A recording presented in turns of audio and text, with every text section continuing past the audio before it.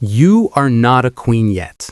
You are a girl in a borrowed dress in a strange city, standing next to a brother who has been planning your future since before you were old enough to have one. His name is Viserys. He calls himself a king. He has no army, no castle, no throne. What he has is you. Khal Drogo arrives with 40,000 men behind him. Viserys calls it a negotiation. It is not a negotiation. You are the price, a Targaryen girl for a Dothraki army. Viserys shakes Drogo's hand and the deal is done, and nobody asks you anything.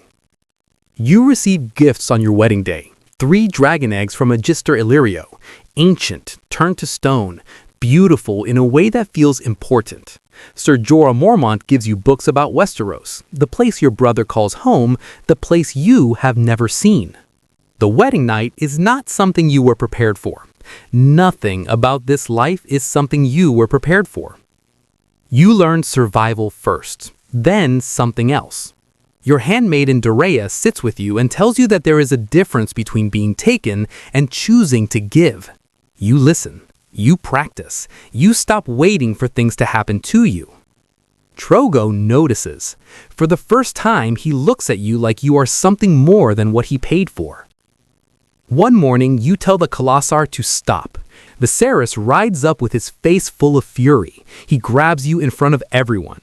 He has done this before. This time, the Dothraki pulled him off his horse. They hold him in the dirt, and you look down at your brother, and you understand something for the first time. He has no power here. He never did. He brought you to these people thinking he could control them, and they have been tolerating him because of you. Not because of him, because of you. You find out you are pregnant. You hold that knowledge the way you held the dragon eggs, carefully, like something that could change everything. It does. You invite Viserys to dinner. You are trying. You are still his sister. He hits you anyway. You hit back. The next time you raise a hand to me, you say, will be the last time you have hands. He looks at you like he doesn't recognize you. Good. You place one of the dragon eggs in the fire. Your handmaiden reaches for it and pulls back screaming, her hands red and ruined. You reach in and lift it out. Your hands are fine. You look at them for a long time.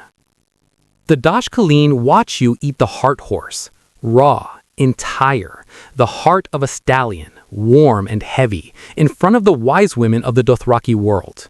You cannot show weakness. You cannot stop.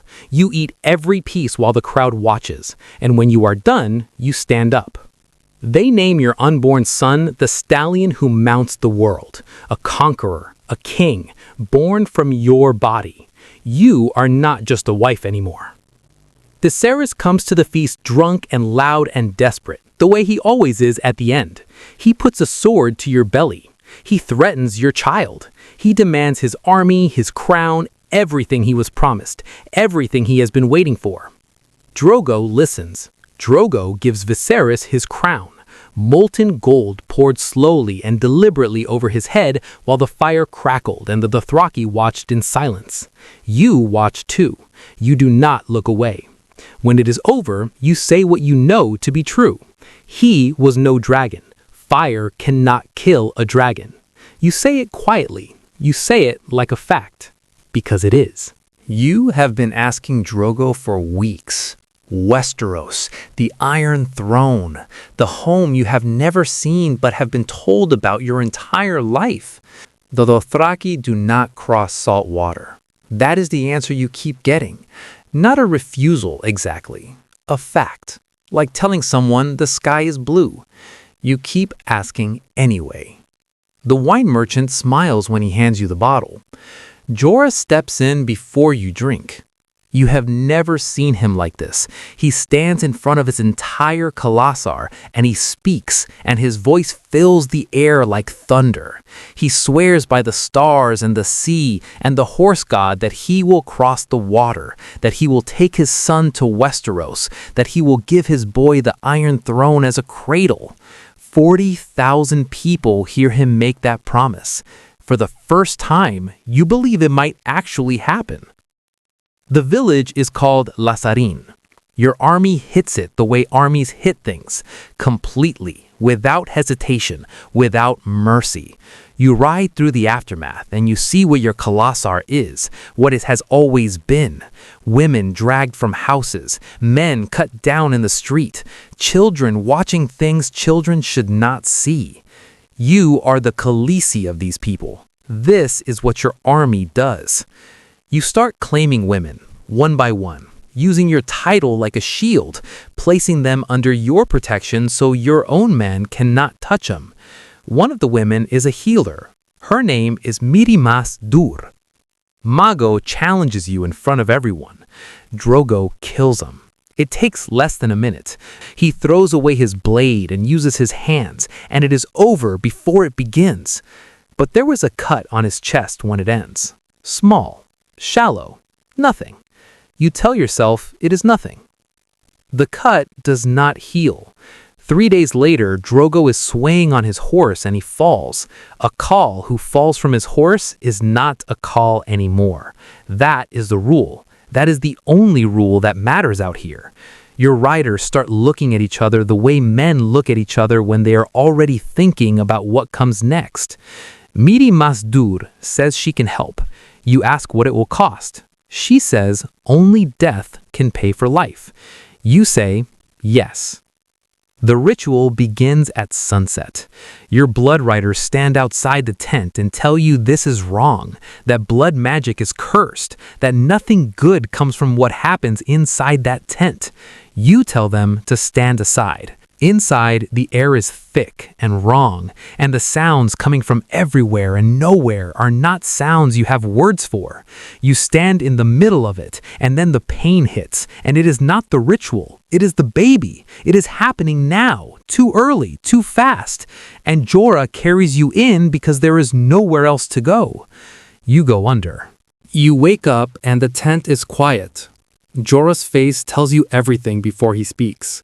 Rhaego is dead, born too early, born wrong, scaled and malformed. Not a baby, but something else, something the magic made. Your son, who was going to have the Iron Throne for a cradle. Gone. Drogo is sitting up when you find him. His eyes are open. He breathes. His chest moves up and down with the mechanical regularity of something that is alive but not living. There is nobody behind his eyes. There is nothing there at all. You find Miri Masdur outside. She does not apologize. She tells you what she did and why she did it. Your army burned her village. Your army killed her people. Your army did what armies do, and she was a healer with nothing left but one last patient and one last chance to make the scales balance. A life for a life, she says. You think about Rhaego. You think about the man sitting empty in that tent. You think about what you asked her to save and what she saved instead. You sit with Drogo until the sun goes down. You hold his hand. You talk to him. You tell him about the sea crossing he promised, the throne he was going to take, the son who was going to sit on it. You tell him everything you were going to do together. He does not respond. You pick up the pillow. You hold it there until he stops breathing. You do not look away. Most of your Khalasa leaves that night.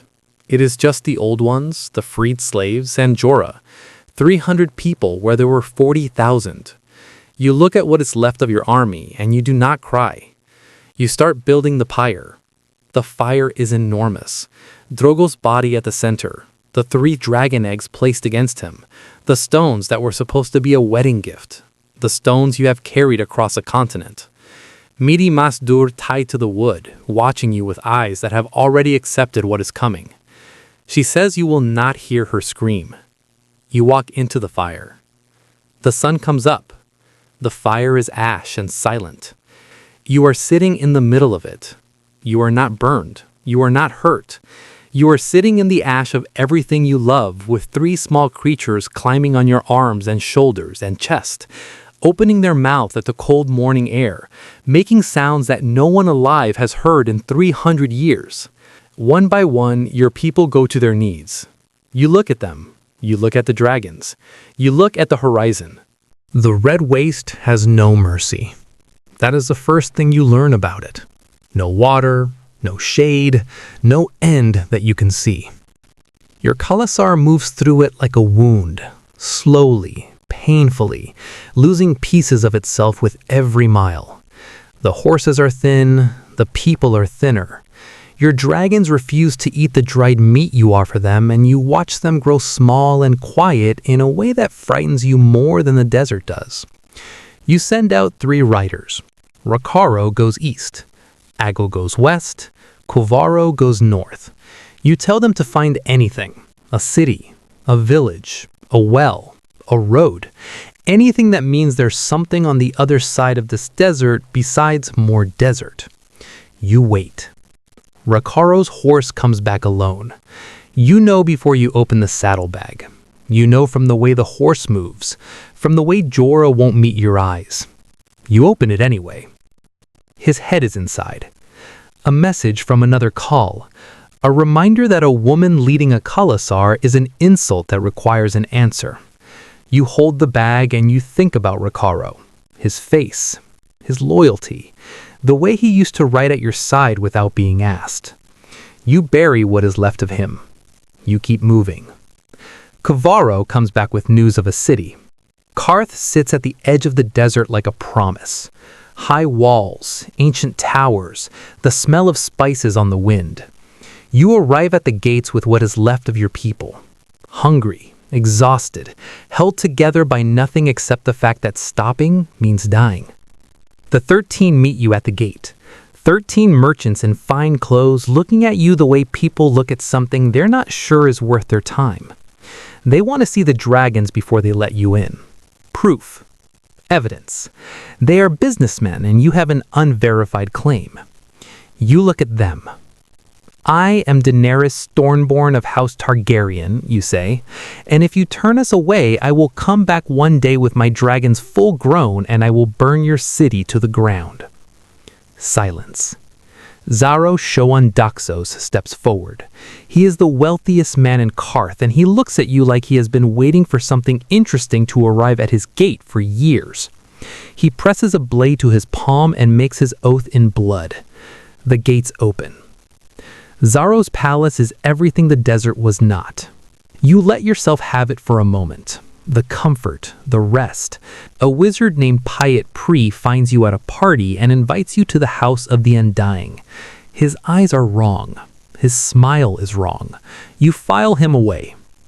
Xaro comes to you with a proposal. Marry him. In exchange, he will fund your entire invasion. Ships, soldiers, everything you need to take the Iron Throne. He has a vault as proof. The wealth inside it could buy an army. Jorah pulls you aside. If you take his ships and his money, you will arrive in Westeros as his wife. You will owe him everything. You will be his. Is that what you want? You already know the answer. You go to the spice merchants of Karth and you ask for ships. Then they say no. You have no allies in Westeros, no guarantee of return, no proof that a girl with 3 small dragons and a disputed claim can take the most powerful throne in the world. They are businessmen. You are a risk they cannot calculate. You come back to Xaro's palace and the courtyard is full of bodies. Your people. On the ground. Eerie is on the floor of your room. You drop to your knees beside her, and then you look up, and the dragons are gone, and you hear yourself say it before you even decide to speak. Where are my dragons? Nobody answers. You go straight to Xaro. You tell him what happened. Someone came in and killed your people and took your dragons, and you want to know who. Xaro looks at you with those calm merchant eyes and says it was not him. The 13 meet in their chamber. You stand before them and you are about to speak when Pyat Pri smiles.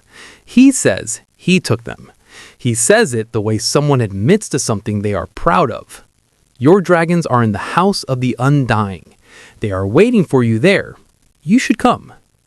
Before anyone can respond, Pyat Pri moves and then there are more of him, the same face multiplying around the room, and the knives come out and the 13 die where they sit. One after another, fast and quiet and complete.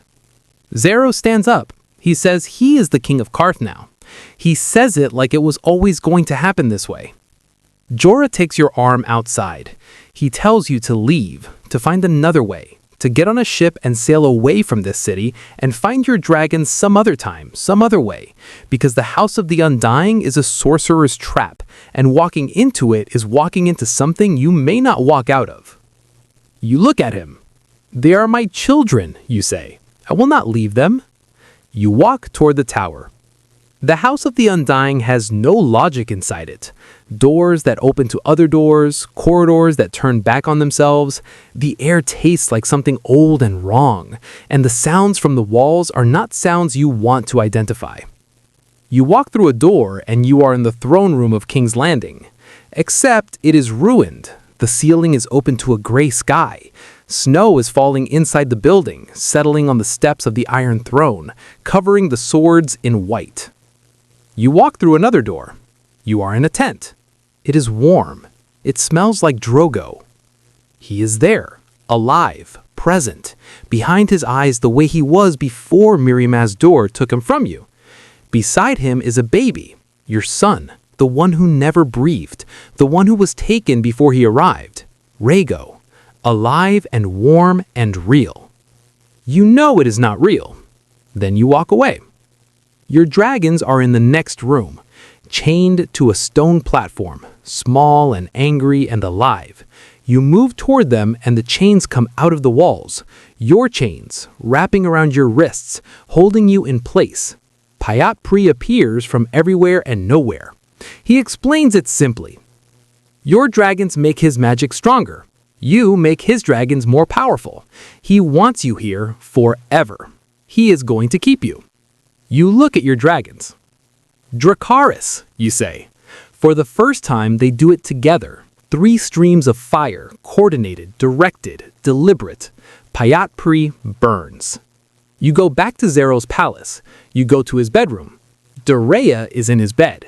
Your Doreah, the handmaiden who taught you how to be more than what you were sold as, who has been in this city this whole time, sleeping in Xero's bed while your other servants died on the floor of his courtyard. You look at her. You look at Xero. You take them to his vault, the great golden door that he showed you when he offered you everything inside it. He opens it. It is empty. He built his entire reputation on an empty vault. You put them both inside. You close the door.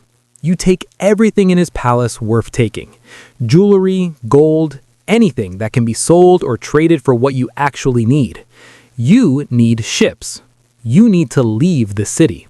You arrive in Astapor. You need an army, and your dragons are growing. Krasnys Mo Noclaws shows you the Unsullied, 8,000 soldiers trained from boyhood, disciplined, fearless, feeling nothing. He walks you through their training. They kill babies in front of their mothers to prove they feel no attachment. You are disgusted. You need them anyway. You're walking through the harbor when a young girl rolls a ball toward you. It opens. Inside is a manticore, a scorpion with a human face, moving fast toward your skin. A hand catches it. An old man goes to one knee in front of you. His name is Barristan Selmy. He was Lord Commander of your father's Kingsguard. He has been looking for you. He offers you his sword. You accept it. Krasnys negotiates with you while insulting you in Valyrian, certain you don't understand a word. You make your decision.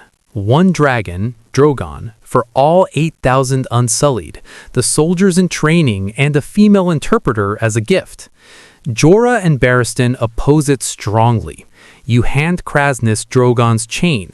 He hands you the golden whip, the symbol of command over the Unsullied. The moment the chain is in his hands, you speak, in perfect High Valyrian. A dragon is not a slave. Valyrian is my mother tongue. Krasnys freezes. You turn to your army. Unsullied, slay the masters, slay the soldiers, slay every man who holds a whip, but harm no child. Strike the chains off every slave you see. You look at Krasnys. Dracarys. Drogon turns and burns him alive. The city falls. Then you turn to your army. You tell them they are free. They can go wherever they want. But if they choose to fight for you, they fight as free people, not as property. 8,000 spears hit the ground at once. They choose you, not because you own them, because you freed them. You leave a stopboard with 8,000 unsullied behind you. You tell them to choose a leader from among themselves. They choose a man who calls himself Grey Worm. He stands in front of you and tells you he will keep the name. It is the name he had the day Daenerys Stormborn set him free. You ride with two advisors who never agree with each other. Jorah tells you what is possible. Barristan tells you what is right. You listen to both and make your own decisions. That is the only way this works. Yunkai sits behind its walls like a city that has never been threatened before. You know what Yunkai is. Not soldiers, pleasure slaves, men and women bought and sold for the comfort of others. You look at the walls and you make your decision before anyone asks you. You are not leaving until those gates open. Rasdalmo Eraz comes to your tent with gold and ships. He sets them on the table and explains that this is a gift, that Yunkai wishes you well, that Yunkai hopes you will take these ships and sail to Westeros and forget this city exists. You look at the gold, you tell him he has 3 days to free every slave in Yunkai, or you will burn it to the ground. He takes his gold and leaves. The second sons are the army Yunkai hired to stop you. Their leaders come to your tent, Miro and Prendal Nagens. You offer them a better contract. You offer them gold and a place in your army if they switch sides. Miro laughs. He says things about you that men say when they want to remind you that you're a woman and they are not afraid of you. You let him finish. One of their lieutenants says nothing during the meeting. His name is Dario Naharis.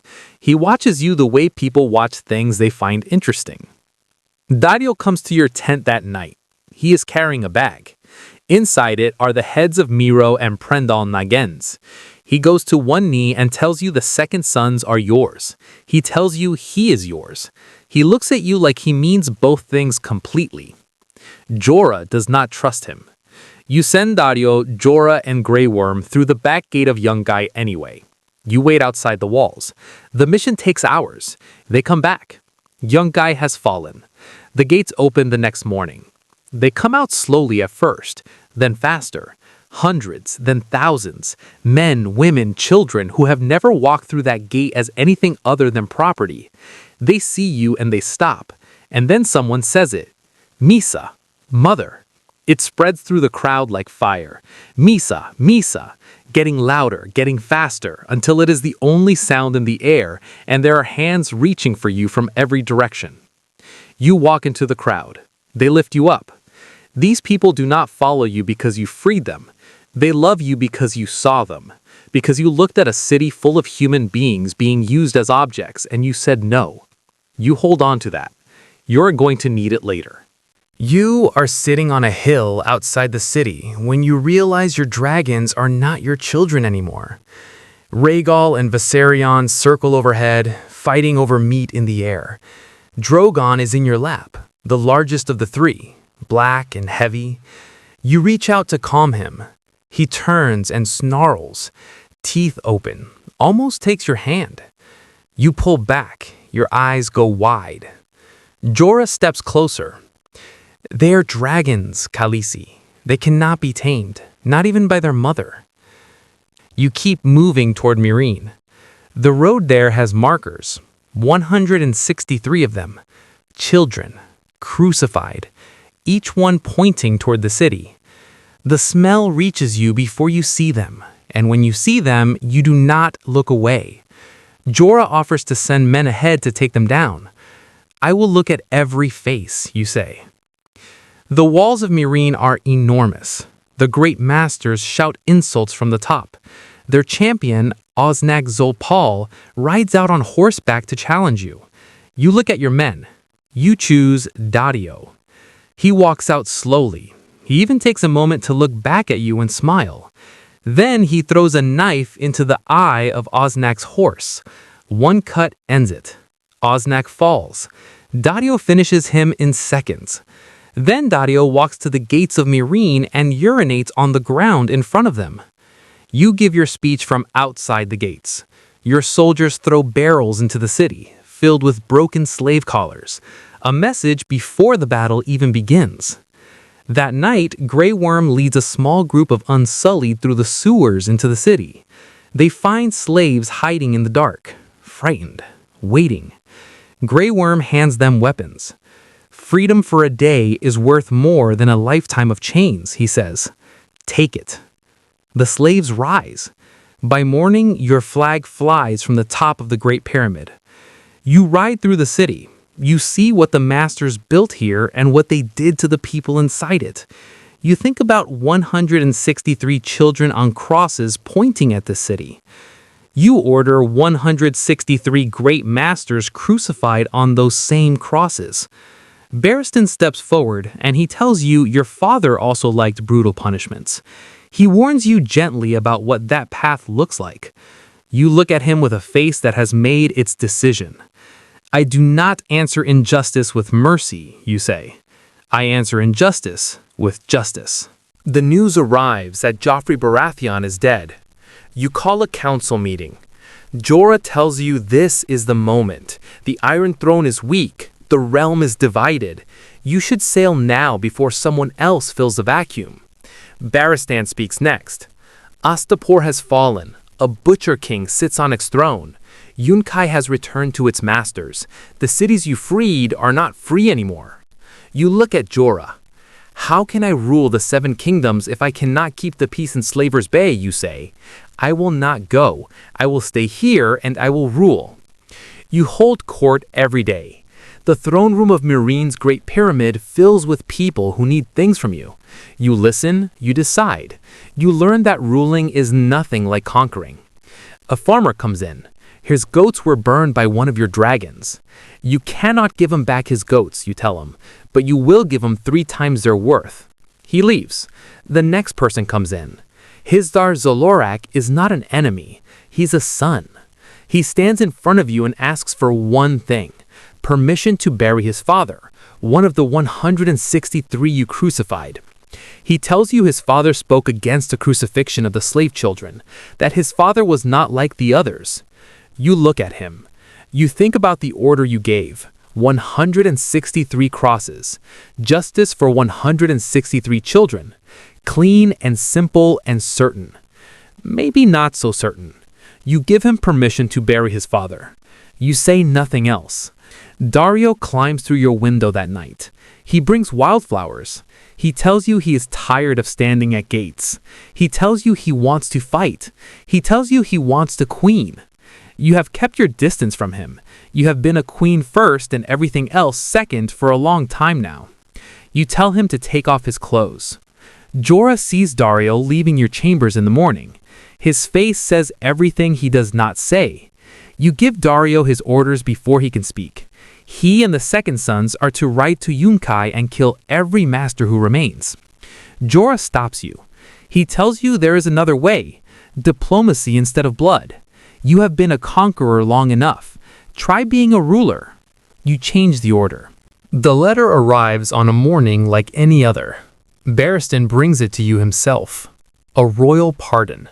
Issued to Jorah Mormont for services rendered to the crown of Robert Baratheon.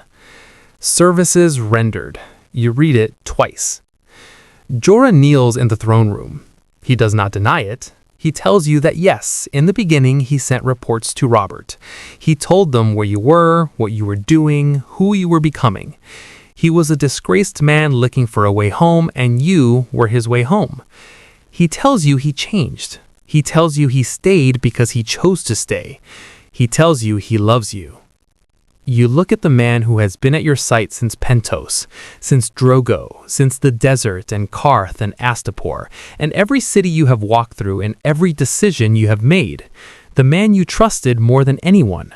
Your voice shakes. Never speak to me again, you say.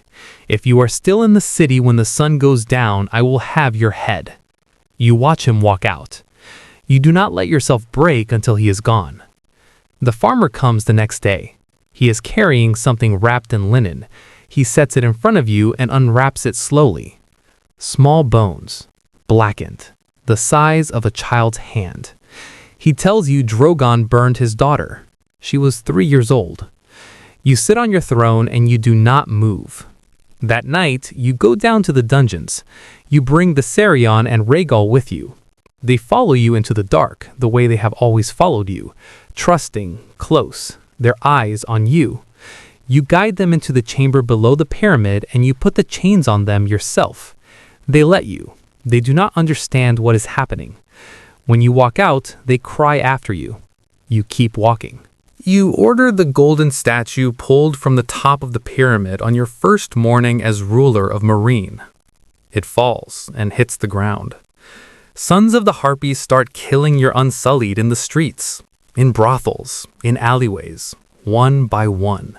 They want the fighting pits reopened, the arena where slaves fought and died for the entertainment of masters. You refuse that request, and this is their answer. You go down to the catacombs to see your dragons. You approach Rhaegal and Viserion slowly. They know your smell. They know your voice. They breathe fire at you anyway. You run out with your breath coming fast and tears on your face. These are not your children anymore. They are something you cannot reach. You stand outside the door and you listen to them in the dark. A Sons of the Harpy member is captured. Before he can be tried, a former slave named Massador kills him. For you, he says, for justice, for the queen. You sit with this for a long time. You call the people together. You order Daddio to execute Massador in front of everyone. The crowd that once lifted you up and called you Misa watches his head fall. Then the sound starts, low, collective, a hiss that moves through thousands of people at once, like something turning. Riots break out. That night, Drogon lands on your balcony. He lets you touch his face, just for a moment. Then he flies back into the dark. You stand alone on the balcony for a long time. Hisdar Zolorak keeps coming back. Open the fighting pits, he says. It is a tradition. It is what the people of Meereen know and love and need. You look at him. I am a queen, you say, not a butcher. The Sons of the Harpy attack in the narrow streets. Dozens of them, coordinated, waiting. Barristan Selmy fights through all of them to reach Grey Worm, an old knight in a city that is not his, fighting for a queen he chose to serve, against men half his age. He kills many of them. It is not enough.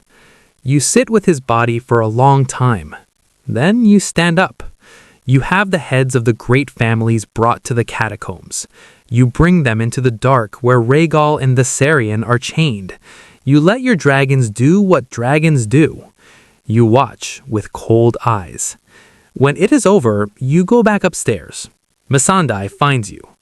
She does not tell you that you are wrong. She asks you what you want.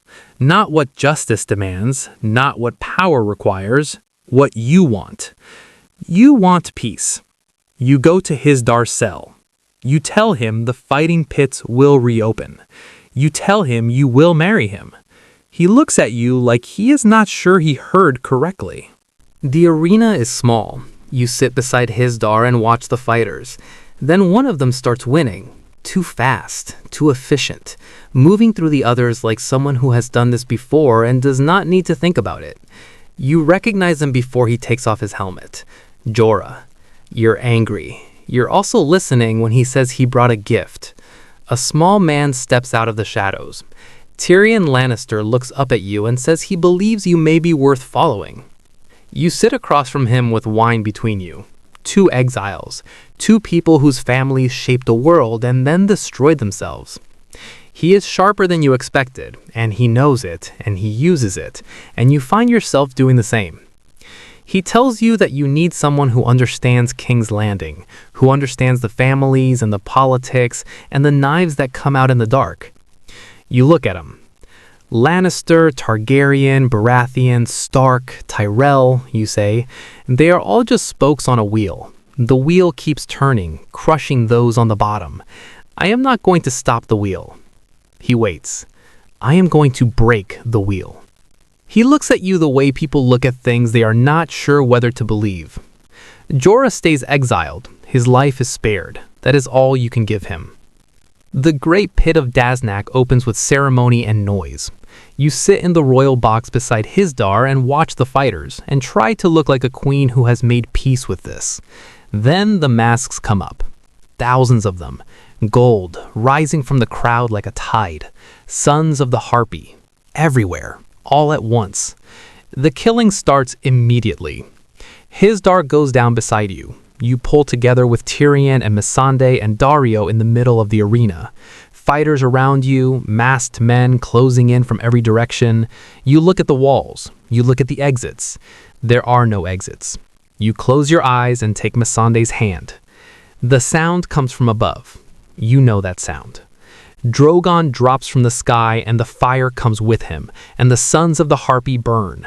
But they have spears and they throw them. And one finds Drogon's side and he screams, and you run toward him without deciding to run. You pull the spear out yourself. You climb onto his back. You have never done this before. There is no saddle, no reins, nothing to hold except his scales. He is enormous beneath you, and in pain and angry, and you look down at your friends staring up at you from the arena floor. You land in the great grass sea as the sun goes down. Drogon is exhausted and wounded. He drops onto the grass and will not move. You are hungry and lost and very far from Meereen, and there is nothing around you in any direction except grass and sky. You hear the horses before you see them, thousands of them, coming fast from every direction, a Khalasar larger than anything you rode with Drogo. They surround you before you can do anything except one thing.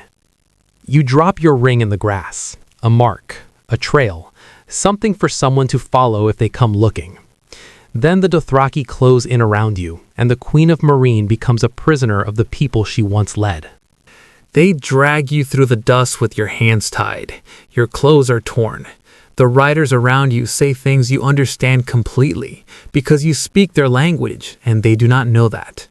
You listen, and you keep your face still and your eyes sharp. You're not afraid. You are angry. They bring you into Khal Moro's tent. He has plans for you. You can hear it in the way his men laugh. You let him finish. Then you speak, in Dothraki, fluent and cold and clear. I am Daenerys Stormborn of House Targaryen, Khaleesi of the great grass sea, the unburnt, mother of dragons, widow of Khal Drogo. The laughter stops. Touching the widow of a Khal is forbidden. Moro knows this. His men know this. The rules are the rules, even out here. But Moro tells you the truth. You are not free. You will be taken to Vaes Dothrak. You will join the Dosh Khaleen, the widows of dead Khals, locked away in the sacred city for the rest of their lives.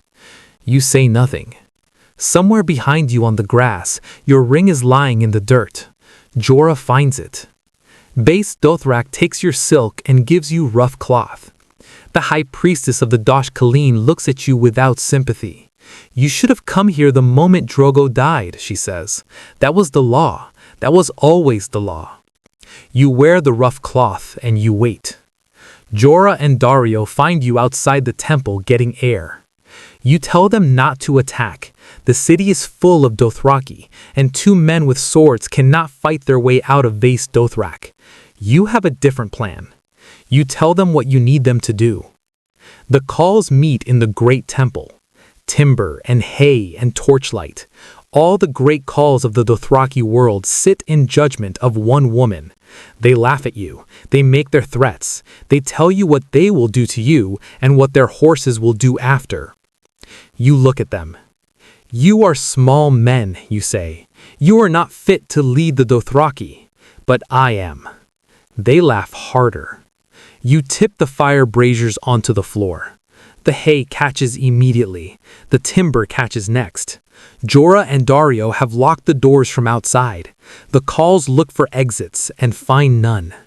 You stand in the middle of it and you wait. The Dothraki outside see their temple burning. Thousands of them, standing in silence, watching the fire rise higher and higher until it is the only thing in the sky.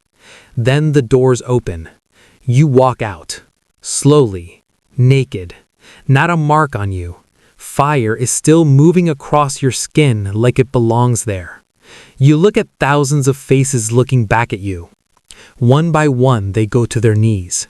Then, all at once, Jorah, Dario, every rider of every Khalasar. The ground in front of you fills with people bowing down. You have an army again, the largest in the world. Jorah finds you before you leave. He pulls back his sleeve. The grayscale has spread up his arm, stone skin moving toward his heart, a death sentence written in his own flesh. He tells you he loves you. He says goodbye the way a man says goodbye when he does not expect to come back. You look at him for a long time. Find a cure, you say. Go wherever you have to go. Do whatever you have to do. Heal yourself and come back to me. I need you with me when I take the Iron Throne. He looks at you like you have given him something he did not expect. You turn and walk toward your army. You ride at the front of your army. Dario rides beside you. He tells you what you need to take Westeros. 1,000 ships minimum to carry the Dothraki, the Unsullied, the Second Sons. 1,000 ships that nobody in the world has right now. You listen and keep riding. Then you feel it. Something in the air. Something you cannot explain to Dario because he would not understand it. You tell him to stop. You tell everyone to stop. You ride alone over the hill. Dario waits. He waits longer than he is comfortable with. He is about to ride after you when the shadow falls over him, over all of them. You come back on Drogon. He is enormous now, nothing like the creature that hatched in the fire years ago. He fills the sky above your army, and the Dothraki beneath him go quiet in the way people go quiet when they are looking at something that makes them feel small. You look down at thousands of faces looking up. You speak from his back in Dothraki. You tell them about tradition, about how a Khal chooses 3 blood riders and calls them his. You tell them you are not a Khal, you are something more. Will you cross the poison water on wooden horses, you ask? Will you kill my enemies in their iron suits and tear down their stone houses? The answer comes back from thousands of throats at once. It is not words. It is a sound that means yes. The masters of Astapor and Yunkai have sent their fleet. Fireballs are hitting the city. Tyrion and Missandei are inside the pyramid watching Meereen burn. You land on the balcony. You look at Tyrion. He sees your face and starts talking before you can speak. He tells you the city was recovering, that the masters attacked because they were afraid of a world without slavery, that your absence did not cause this, your success did. You listen. You meet the masters under a flag of truce. Belicho Panimion and Razdau Moiraz stand across from you with the confidence of men who believe they have already won. They tell you their terms. Surrender yourself. Kill your dragons. Return the slaves to their owners. You look at them. I think you misunderstood my terms, you say. We are not here to discuss my surrender. We are here to discuss yours. They tell you your reign is over. My reign has just begun, you say. You call Drogon. He lands behind you and the masters go very still. You climb onto his back and you fly toward the bay. Below you, Viserion and Rhaegal break through the walls of their prison and rise to join you. 3 dragons, together, for the first time. You look at the fleet below. Dracarys. All 3 breathe fire at once. The ships burn. The bay turns orange. The masters watch their fleet disappear in minutes. On the ground, Dario leads your Dothraki through the gates. The sons of the Harpy are killing people on the streets. The Dothraki hit them from behind and it was over quickly.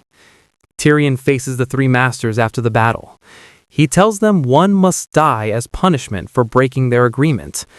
2 of them point at the 3rd immediately. He is the lowest born. Take him, not us. Grey Worm looks at the 2 who pointed. He cuts their throats. The 3rd master is left standing. Tyrion tells him to go home, to tell everyone what happened here today when they chose to fight Daenerys Targaryen. Yara and Theon Greyjoy come to you that evening. Yara offers you 100 ships from the Iron Fleet, enough to sail to Westeros. In return, she wants your help taking back the Iron Islands from their uncle Euron, and she wants independence for her people. You look at her. You tell her the Ironborn must stop raiding, stop taking slaves, stop the 1,000 years of burning and killing that is their way of life. Yara looks at you for a long moment. She agrees. You have your fleet. You call Dario into the throne room. You tell him he is staying in Marine.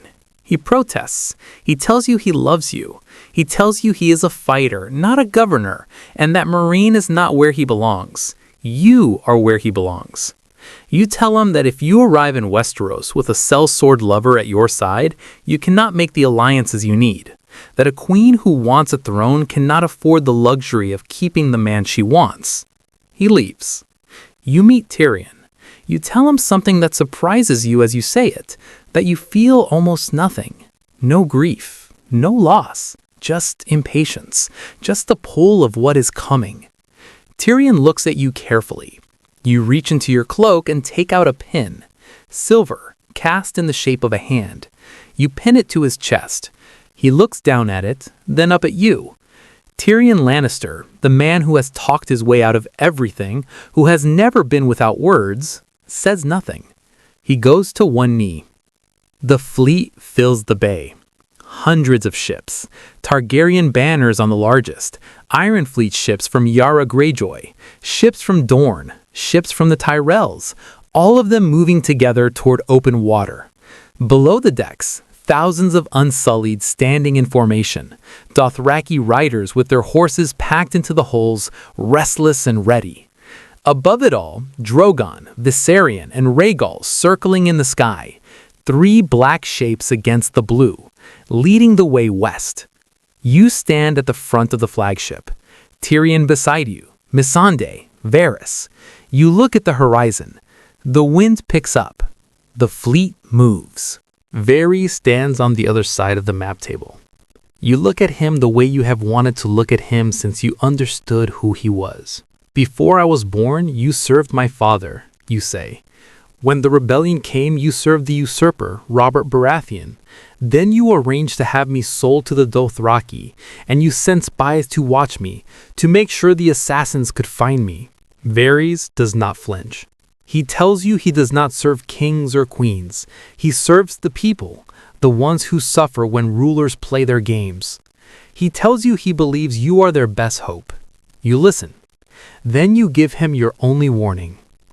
Promise me, Varys, if you ever think I am failing the people, look me in the eye and tell me. And I promise you, if you ever betray me, I will burn you alive. He holds your gaze. He promises. Melisandre arrives at Dragonstone. She speaks of prophecy, the prince that was promised, a hero born to face the darkness coming from the north. You tell her you are no prince. Missandei corrects the translation. The word in High Valyrian has no gender, prince or princess. It could be either. Melisandre tells you about Jon Snow, Lord Commander of the Night's Watch, King in the North, a man who died and came back, a man who knows what is coming from beyond the wall. Tyrion tells you Jon Snow is worth listening to. You tell Tyrion to send the message. Jon Snow is to come to Dragonstone, and he is to bend the knee. Your war council fills the map room. Yara Greyjoy, Ellaria Sand, Olenna Tyrell, women who have lost things to the Lannisters and want to take them back with fire and blood. Ellaria wants to attack King's Landing directly, burn it, end it. Olenna agrees. You look at the map. You think about Tyrion's warning, that burning the capital would make you no different from every tyrant who came before you. I did not come here to be queen of the ashes, you say. You lay out the plan. The Tyrell and Martell forces will surround King's Landing and cut off its supplies. Your Unsullied will take Casterly Rock, the Lannister home, the symbol of their power. You will win this throne the right way. The council ends. Olenna stays behind. She looks at you the way old women look at young ones when they want them to understand something important. She tells you she has known many clever men, Tyrion among them. She has outlived them all. Do you know why? She says. Because I ignored them. They are sheep. Are you a sheep? She looks at you. No, you are a dragon. Be a dragon. She walks out. You are sitting on the throne when Jon Snow walks in. Missandei reads your titles, every one of them.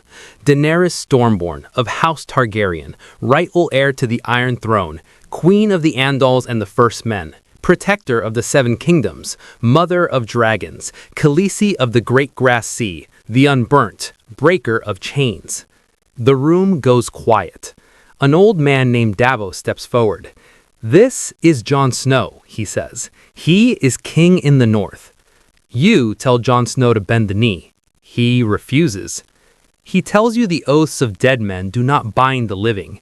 He tells you about dead things walking in the north, an army of the dead, a night king with power over death itself. You look at him. I was born in exile, you say. So many men have tried to kill me, I have lost count. I was sold. I was betrayed. I was left with nothing more times than I can remember. Do you know what kept me alive? Faith. Not in gods, not in prophecy. In myself. In Daenerys Targaryen.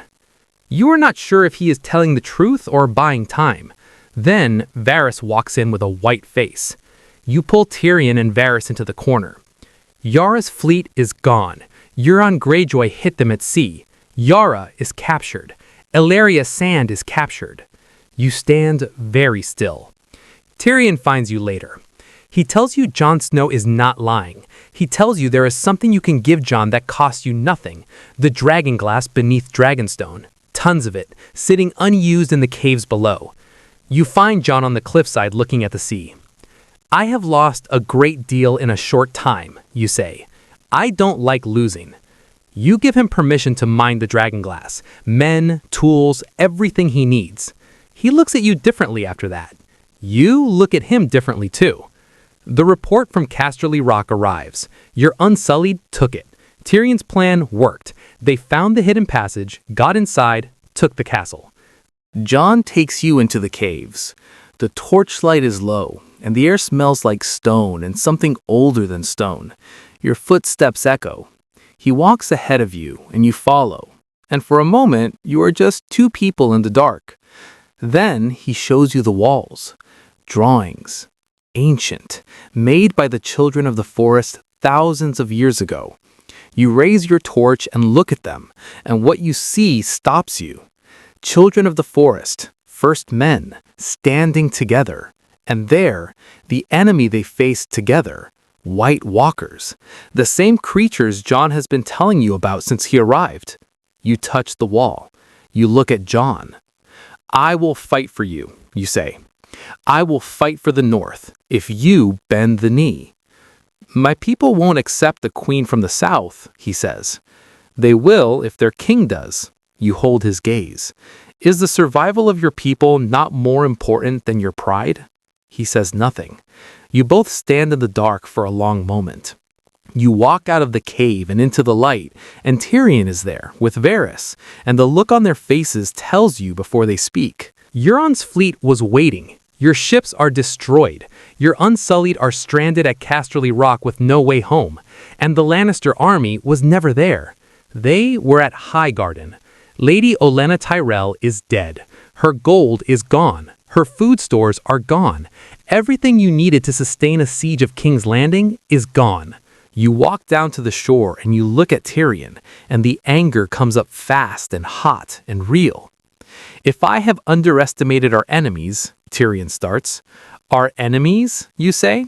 Your family, you mean. Perhaps you don't want to hurt them after all. You look at the water. Enough with the clever plans. I have 3 dragons. I will fly them to the Red Keep. Jon steps forward. You turn to him. What would you have me do? You say. I am losing this war. He looks at you. If you use your dragons to burn castles and melt cities, you are no different from every tyrant who came before you, just more of the same. You stand there. You think about Olenna's last words. Be a dragon. You change the target. The Lannister army is moving through the Reach. Jaime Lannister leads them down the road, wagons full of gold and grain from Highgarden, the supplies that will keep Cersei's war going through winter. Then the sound starts, a rumble, growing, coming from the horizon. Dothraki riders appear from over the hill, thousands of them, screaming, coming fast, the sound of their horses filling the air like thunder. And above them, above everything, Drogon. He is enormous now, nothing like the creature who hatched in the fire. He fills the sky. His shadow crosses the entire field. You are on his back. Your face is not the face of a queen sitting on a cold throne. It is something older, something that has been waiting a long time. Dracarys! The fire comes out in a wave. Men become ash. Wagons become ash. The road itself blackens. The Dothraki pour through the gaps, and the Lannister formation breaks, and what was an army becomes a rout in minutes. You fly low. You burn the supply lines one after another. You feel the heat. You feel Drogon's muscles moving beneath you. You feel the roar go through his whole body and into yours. This is what you are. Then, Bronn reaches the scorpion. The first bolt misses. The second doesn't. It hits Drogon in the shoulder, and he screams, and the sound goes through you like a blade. You wheel him around, and he burns the scorpion to nothing. But he is hurt. He goes down at the river's edge, heavy and fast, and you drop from his back. You run to him, you grab the bolt with both hands and try to pull it free, and you are not thinking about the battle or the war or anything except the arrow in your son's shoulder. You do not see Jaime coming. He has a spear. He is riding hard, straight at you. Tyrion watches from the ridge. "Run, you idiot!" he says. Drogon turns. His mouth opens. Bronn hits Jaime from the side at full speed, both of them going into the river just before the fire arrives. The water closes over them. The battle is over. You won.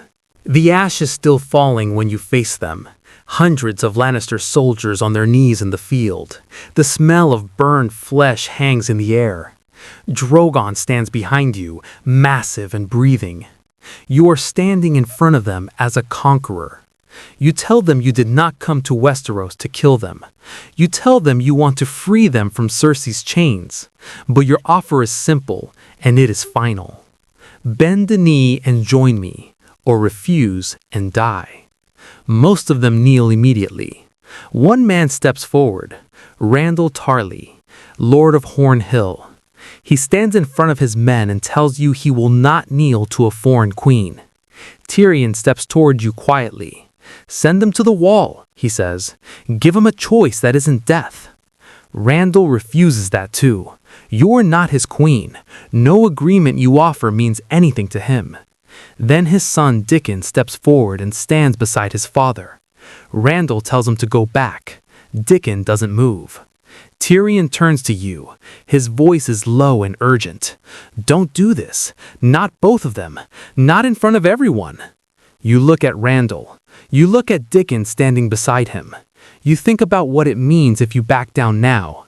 Every lord in Westeros watching a queen who makes threats she doesn't keep. Dracarys. It is over in seconds. The silence afterward is the loudest thing you have ever heard. The rest of the soldiers kneel. You fly back to Dragonstone. Drogon lands on the cliff and Jon Snow is standing there waiting. You watch from his back as Drogon lowers his head toward Jon and roars. Jon doesn't run. He stands completely still. He raises his hand slowly and pulls off his glove and touches Drogon's face. Drogon goes quiet. You have never seen him do that for anyone else. You climb down, and you look at Jon, and you don't have words for what you just saw. "They're magnificent," Jon says. "They're not monsters to me," you say. Your voice comes out softer than you intended. "They are my children." You start to ask him about something Davil said, a blade in the heart, but footsteps interrupt you. Jorah is standing on the cliff. He goes to one knee and tells you he has come back to serve. You step forward and pull him into your arms and hold him there. The war council that night is grim. A message has come from Winterfell. Bran has seen the army of the dead marching toward Eastwatch. Jon says he has to go back. He has to fight. Tyrion proposes the plan. Jon goes beyond the wall. He captures a white, a dead thing that walks, and brings it to King's Landing. Proof. Something Cersei cannot dismiss or explain away. Jon agrees immediately. I have not given you permission to leave, you say. Jon looks at you. With respect, Your Grace, he says, I don't need your permission. I am a king. You look at him for a long moment. He is the most frustratingly honest man you have ever met. Go, you say. You stand on the shore when they sail. You say goodbye to Jorah first. Then Jon. You stand in front of him and you talk about the plan, about what he will find beyond the wall, about coming back. He boards the ship. You stand on the shore and you watch. The Raven arrives from Eastwatch. Jon and his team are surrounded, trapped on a frozen lake in the middle of the dead. You are on your feet before anyone speaks. Tyrion steps in front of you. The most important person in the world cannot go to the most dangerous place in the world, he says. You walk past him. You climb onto Drogon. Rhaegal and Viserion rise behind you. You fly north. The lake is a nightmare.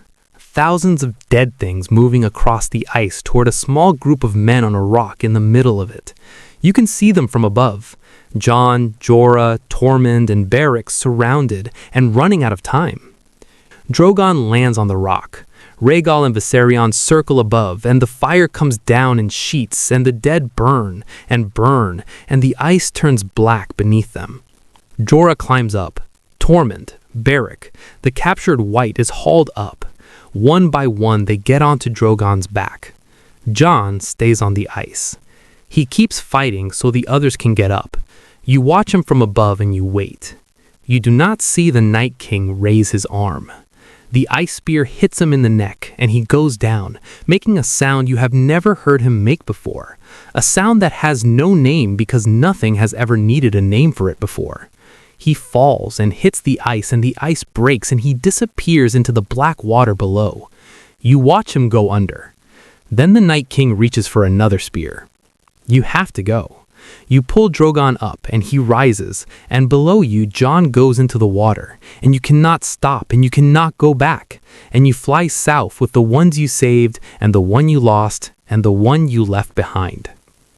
You wait at the top of Eastwatch. You stand at the wall and you look north and you wait. A horse appears. Jon, alive, barely. They carry him onto the ship and you follow.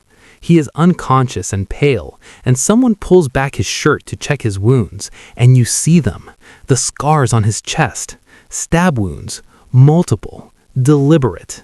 He actually died, and came back. Jon opens his eyes and finds you sitting beside him. I'm so sorry, he says. We should never have gone. You shake your head. Your eyes are wet. I'm not sorry, you say. I had to see it for myself. I believe you. I believe all of it. We will destroy the Night King together. He looks at you. They're my children, you say. The only children I will ever have. Do you understand? I understand, he says. He takes your hand. He calls you Danny. You tell him that is what your brother used to call you. That your brother was not a particularly pleasant person, but there is something in your voice when you say it that is not about your brother at all. All right, Jon says. Not Danny. He pauses. How about my queen? You look at him.